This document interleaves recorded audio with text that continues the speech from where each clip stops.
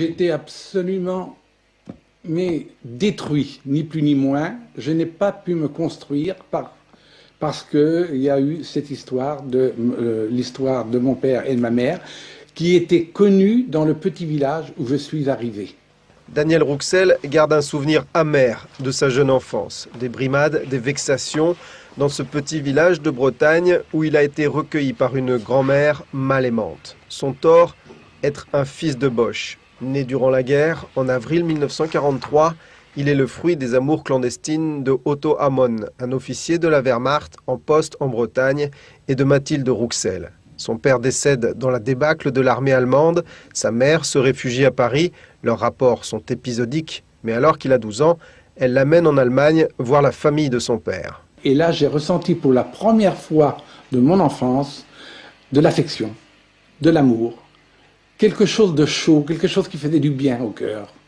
Et c'était pour moi une seconde famille qui arrivait. C'était une famille, quelque chose de fort, de très fort. L'histoire, la grande comme les petites, mettent parfois du temps à remonter à la surface. Daniel Rouxel lève le tabou sur ses origines dans les années 90. Un film, des livres racontent son histoire, qui est celle d'au moins 200 000 personnes. Il lui faudra néanmoins attendre le mois d'août dernier pour recevoir la nationalité et son passeport allemand, comme une avant-dernière étape de cette reconnaissance tant désirée. On ne peut pas mesurer l'intensité émotionnelle, l'intensité affective de cette histoire.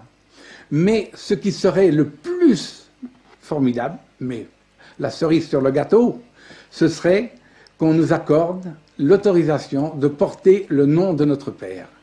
Et pourquoi pas accoler le nom de notre mère à celui de notre père. Ce serait quelque chose de merveilleux. Alors pour Daniel Rouxel, transformer le 11 novembre en une journée de l'entente franco-allemande lui paraît évident.